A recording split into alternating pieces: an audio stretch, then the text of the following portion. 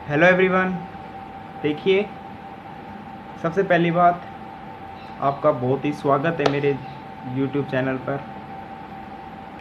तो ये YouTube channel grow हो सकता है और उसकी वजह सिर्फ आप लोग होंगे।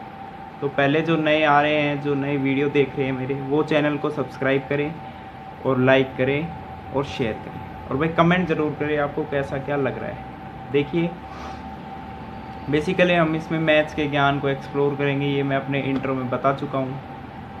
तो जैसे मैंने टॉपिक को थोड़ा हिला रखा है, मैथमेटिकल रीजनिंग। तो ये कोई मेन टॉपिक नहीं आता मैथ्स के सब्जेक्ट का, बस एक ये टॉपिक है, बहुत ही आसान सा टॉपिक है। और मैं बहुत सारी पोस्ट कर चुका हूँ कि मैथमेटिकल स्टेटमेंट क्या होती है। वो एक्सेप्टेबल तभी होती है कि या तो ट्रू हो या फॉल्स हो, ये दोनों नहीं हो सकती। मैंने कुछ पोस्ट भी किए थे स्टेटमेंट्स, आपको बताना था वो ट्रू है या फॉल्स। कई लोगों ने बताई भी है। तो देखिए, बेसिकली मैं आपको इसके बारे में थोड़ी सी नॉलेज दे देता हूँ।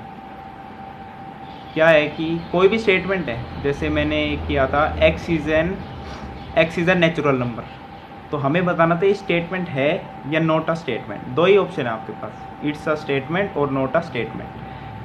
तो x is a natural number. तो देखिए, एक्स एक अननोन वेरिएबल है, ये कुछ भी हो सकता है। अब मैं कहता हूँ कि x अगर -2 हुआ तो नेचुरल नंबर तो नहीं हो पाएगा, तो ये तो फॉल्स हो गया। और x को हम 1 ले लें तो नेचुरल नंबर हो जाएगा।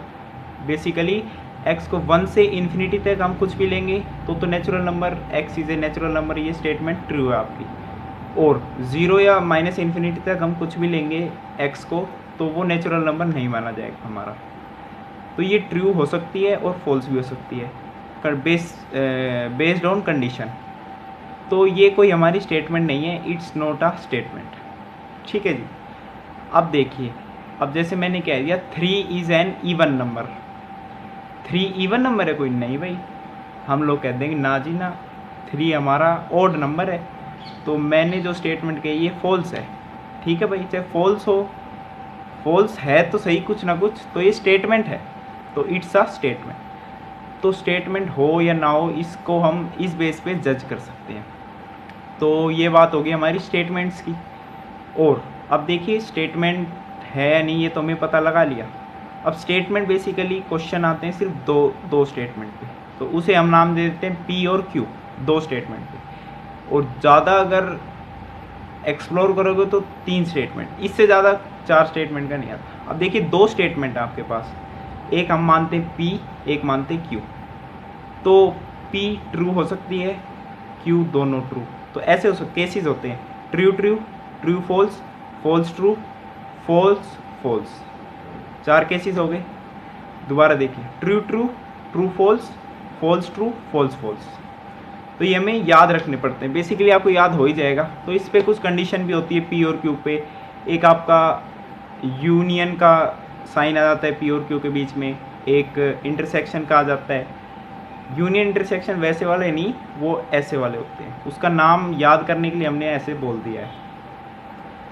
और 3 स्टेटमेंट जब होती है ना हमारे पास, तो 8 केसेस बनते हैं पी क्यू आर। वो हम अगली वीडियो में जब मैं आपको बताऊंगा इनके बारे में, तो उसमें हम अच्छे से पता लगाएंगे इनके बारे में। तो बेसिकली मैंने आपको बताया है कि मैथमेटिकल रीजनिंग में हम क्या पढ़ने वाले हैं। एक कॉन्ट्रापोजिटिव स्टेटमेंट भी होती है, उसमें हमें पता लगाना होता है, कुछ ज़्यादा नहीं करना उसमें, बस स्टेटमेंट को, पीछे वाली स्टेटमेंट को आगे लाना है, आगे वाली स्टेटमेंट को पीछे लाना है, और कुछ एक वर्ड ऐड कर देने बस। और इसमें कुछ ज़्यादा नहीं है।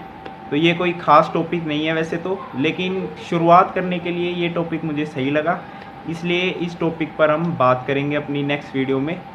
और भाई फिर से कह रहा हूँ, सब्सक्राइब करें और जुड़ते रहिए। देखिए, कुछ ना कुछ ज्ञान मिलेगा आपको, चाहे वो कोई भी स्टैंडर्ड की क्लास का हो, मैथ्स का ज्ञान आपको मिलता रहेगा मेरी तरफ से। तो all the best, thank you everyone.